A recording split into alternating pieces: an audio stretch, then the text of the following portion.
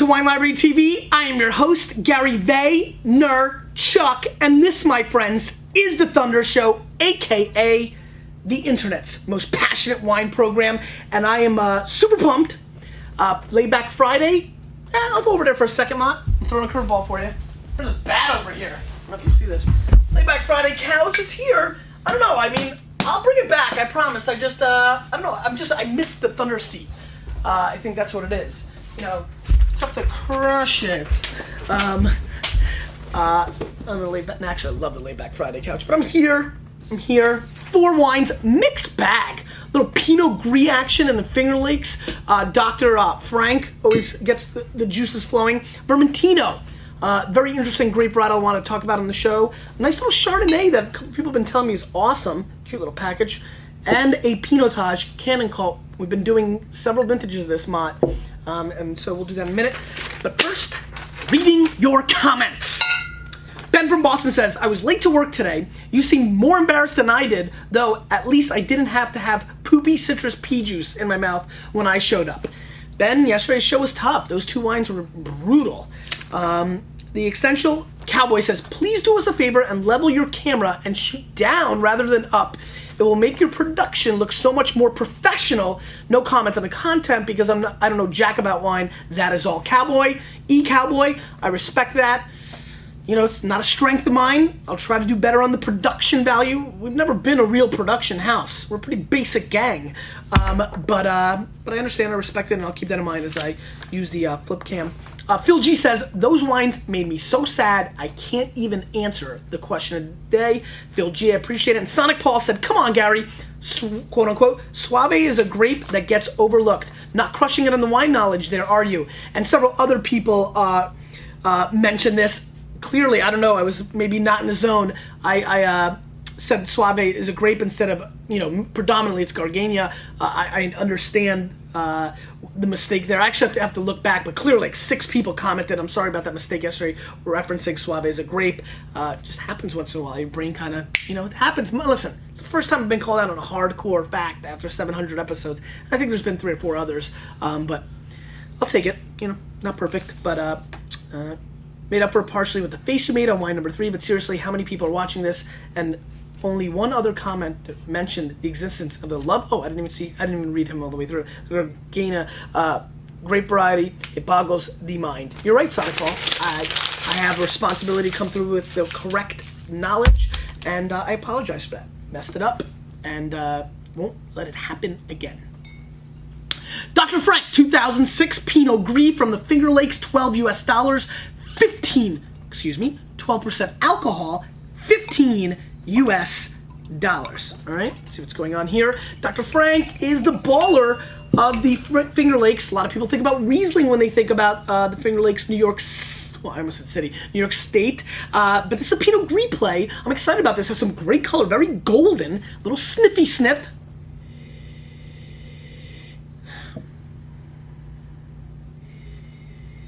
Little snippy sniff, a little bit of peach fuzz action on the nose, a little bit of a kind of almost like a petrol component coming through, a little bit of apple peel as well. Let's give it a whirl.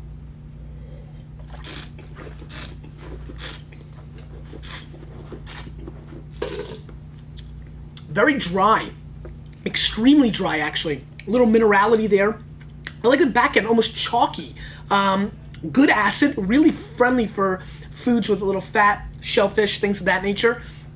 Kind of basic though, one-dimensional with its minerality, not getting any second-tier fruit from the Constantine Frank Pinot Gris.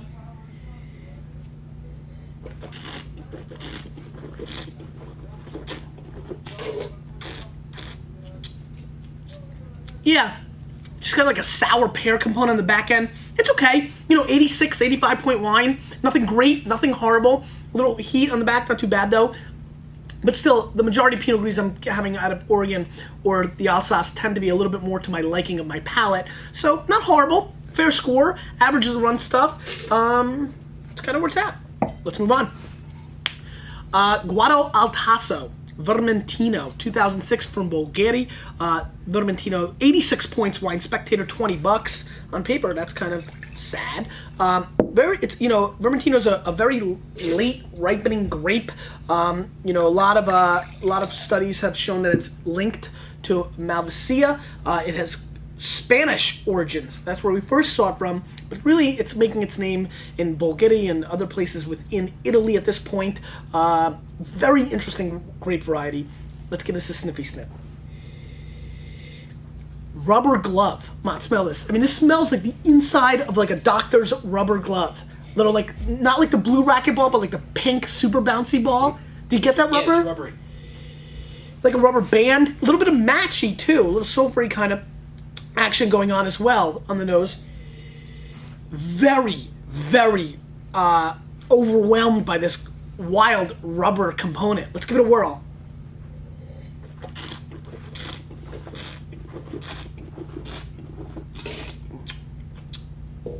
High acid, good fruit, very floral, which I like quite a bit.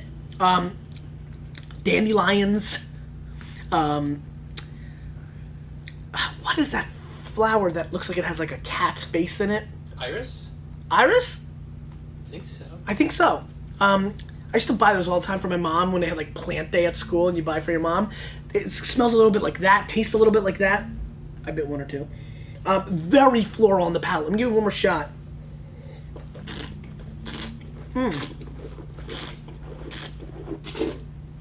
This is my kind of wine. Very rustic. I don't even know what that meant. Just a very complex, deep, mineral-driven white wine with a lot of floral subtleties. So when I can get like rocks with a little bit of flowers, my palate's gonna sing. La la la. Like very happy tones. And this wine's more up my palate. 86 Spectator. We usually go the other way, but I'm going to go the other direction. It's more like a 90-point wine to me. Like 89. Let's go 89 plus. You know what? I got to stick to my guns.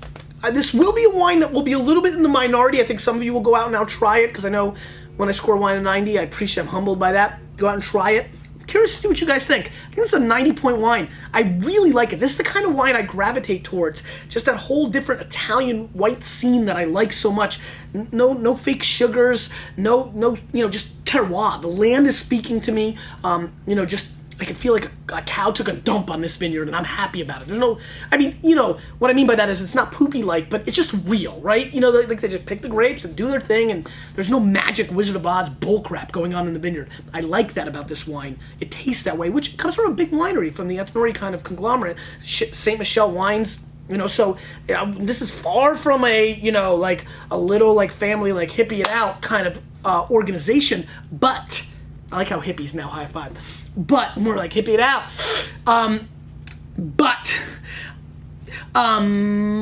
It tastes that way, and I like it. 90 pointed up. And I could just see, it just went through my mind real quick. You know how your mind can think so quick? I could just see, I'm pretty tough with scores lately. Somebody kind of called this out to me. I could see, the executives at, St. Michel getting an email, oh, you got a good score from Wine Library TV, from the local salespeople or somebody who might know them, and then they watch the review, and they're like, the whole hippie thing, and this and that. So I could just kind of, sorry, that was my own little funny thing. You see where I was going, Matt, though? I could just see them watching the video, oh, we'll use this for our webs. No. Shoe fly. Chook Raffle 2007 Chardonnay, 88 points. Josh Reynolds, $10. Really hot little Chardonnay. We're selling a lot of it.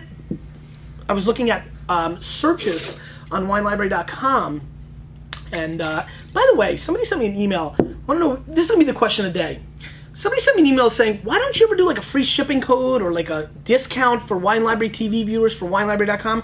I've stayed away from that, Mott, because I don't really want to create the commerce thing with that. But on the flip side, I'm going to ask this question. I couldn't imagine if it saves people money or whatever. So the question of the day is, should I once in a while, maybe once every 6 months, or what's your thought? Should I interject any special offers for Wine Library TV viewers, or do you feel that at some level that makes it a little pitchy? Because that's what I feel. It's been a fine line.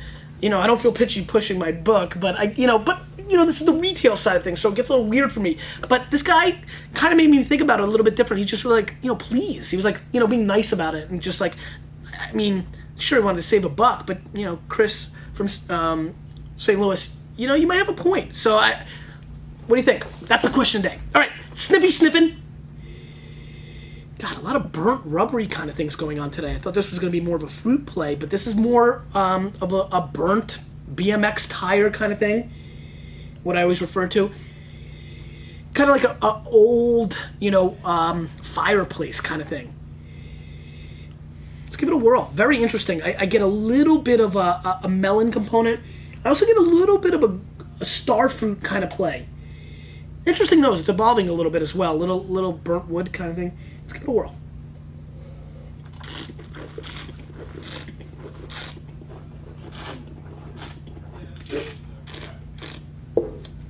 Good acid.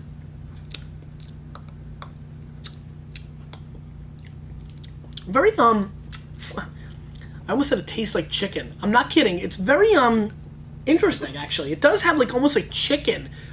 Kind of like little flavoring to it. Like dried meat. But not like, you know, charcuterie, right? Like dry white meat. Like dry turkey. Or like yeah, it's really kind of interesting there in the mid-palate for a second.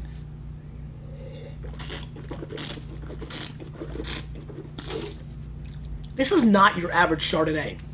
If you're worried about the over-oaked, over-buttered, all that jazz thing going on, it is not going on in this. This is more earthy, kind of a little bit of chalkiness. But on the flip side, I don't really like it that much either. I think the flavoring is kind of lacks any deliciousness. Feels like I'm just drinking standard white wine. I feel like if you said this is white wine, I was like, well, what kind of white wine? White wine! Like, whoa. All of a sudden I'm in prison. And I just drank it. I'm like, it's just so non-descriptive. Very boring. I'm going to score this wine 81 points and give it a major pass. And pretty unusual because I'm really in the zone with Josh. Normally. Okay. And finally, gunning through these wines today. I like this pace. I think people will too. Find out. Leave a comment about that too. Kanonkop 2006 Pinotage. You know, Pinotage is was a really interesting project. You know, putting Cinsault and Pinot Noir together in a love matrimony. I think Pinotage is a very distinct flavor. A lot of people do not like it. I'm a pretty substantial fan of it. This is 91 point Spectator. This is Kanonkop, $25. This is the brand that most people know. If a fine restaurant in your town carries a Pinotage, it's a very strong possibility it's Kanonkop. And I've been a fan of it in the past. Very dark colors. A lot of times you get, you know, banana, copper, penny type flavors in Pinotage. And I just think they're really darn neat. 16 months and 80% French oak on this wine. Sniffy sniff. Banana peel right away. Banana peel like wrapped in bacon is what I smell in this nose, which is quite interesting. But green banana peel, you just can't get away from it. It smells exactly like that. Which I like. A little kind of spiciness on the nose, almost like Zin-like spiciness. Let's give it a whirl. Bacon, too.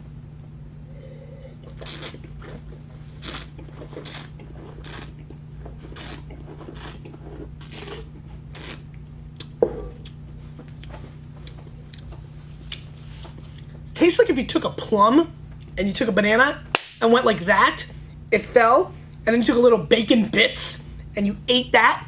That's what this wine tastes like. I also get some really gorgeous, true cherry flavor on the back end. This wine has oomph. You know, I like it. A little structure, little muscles like I don't have. You know, meatiness, some gaminess, which I like. I don't know. I'm very seduced by Pinotage. I think it's a very intriguing, different kind of grape. And I think that's kind of neat. Let's give it one more shot.